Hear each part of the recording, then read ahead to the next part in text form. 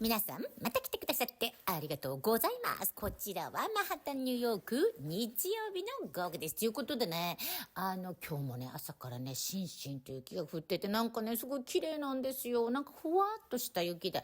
ということでね、今日の動画は、ニック・フエンテスさん、昨日は極右の方でしたけれども、今回はいろいろまとめという感じで、まずね、希望はね、それでも持っていたい私なので、メイヤー、ニューヨークのマムダニさんのスピーチ、素晴らしいスピーチと、そしてニック・フエンテスさんのスピーチだけに興奮しないようにっていうことでですね、それも一緒に、そして、キム・アイバーセンさんっていう方の、抜粋もあげたいと思います。この方はね、極右じゃなくって、左でも右でもない感じの、何でも正しいことあげますよ、みたいな感じの人なので、彼女の見解も乗っけてみたいと思います。どうぞ。In writing this address, I have been told that this is the occasion to reset expectations. That I should use this opportunity to encourage the people of New York to ask for little and expect even less. I will do no such thing. The only expectation I seek to reset is that of small expectations.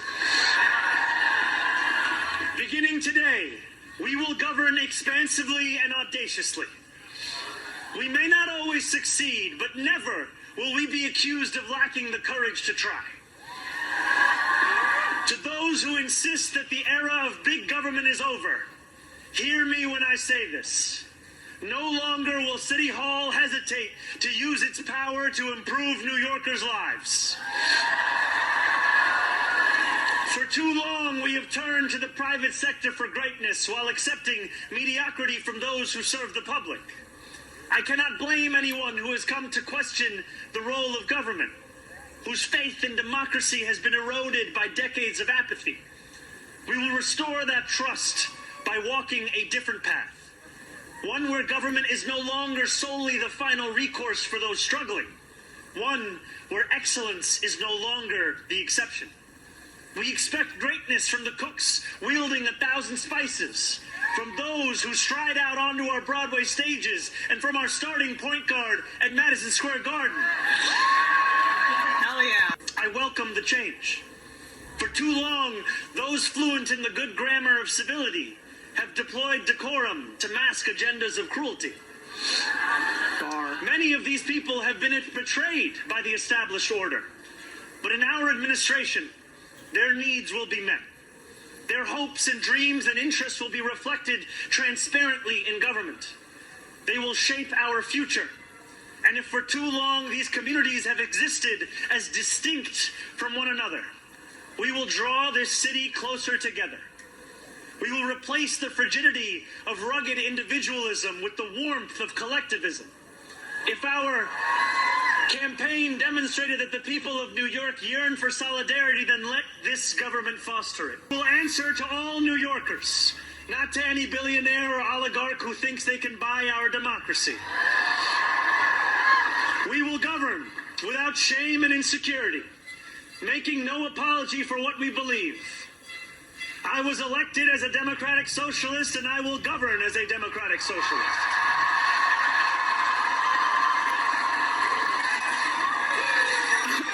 Did you see that? Uncle was clapping just like a little bit. Just check out the left corner of the screen. Sorry. Democratic socialist. Keeping her hands down like very long. I will not abandon my principles for fear of being deemed radical. As the great senator from Vermont once said, what's radical is a system which gives so much to so few and denies so many people the basic necessities of life. That in order to understand politics, you have to stop listening to what they are saying. Look at what they are doing. Look at the incentives. Look at the bigger picture. Politics is about telling you what you want to hear. That is their job.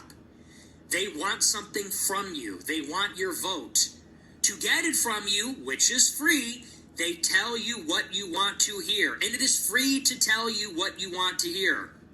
It costs you nothing to say things. Anyone can say things. Anyone can write things down and then say them. What you have to think about are the political constraints facing the politicians. You have to look at their record. You have to look at their actions. You have to think about the timeline. You have to think about all these other things which are real and tangible and which are not free. And which Trump has also been going after several countries: Venezuela, Greenland, Mexico, Cuba, Colombia, the list goes on. And it's not a joke, he means it. Here he is posting a photo naming himself President of Venezuela. His press secretary reiterated that he's also serious about Greenland. She was asked, the president was very clear last night. He said that he wants to see the United States acquire Greenland because he feels that if we do not, then it will eventually be acquired or even perhaps hostily taken over by either China or Russia, which is not a good thing for the United States or for Europe or for Greenland as well. Let's not forget, it would not just be in the best interest of the United States, but perhaps it would be in the best interest of Greenland as well. Okay. So then we have the ICE raids. The Trump administration today announced revoking 100,000 visas. We're seeing violent crackdowns. In my opinion, a lot of the violent crackdowns, a lot of the propaganda towards accepting the security state is because if the economy were to crash, people would violently uprise, and there's now an apparatus in place that can crack down on all of us. But what is all of this about? Is this the erratic behavior of an authoritarian madman? So let me step back and explain what I think is actually going on here, because once you see it, I think all of it starts to make sense. Basically, the U.S. economy is in serious jeopardy. And it seems to me Trump is making a bunch of desperate moves to save it. Now, whether you like the moves or how he's doing things or not, I think it all boils down to economic pressure. And of course, there's political influence and elites in the background at war with each other. But let's just connect all the dots to the economic pressure that we're under. The United States is sitting on a massive amount of debt, and we're losing our grip on the world stage. The dollar is in decline as the world currency. More and more countries are trading in their own currencies and trading with China over the U.S. We're seeing job growth slow way down, especially in the blue-collar sectors.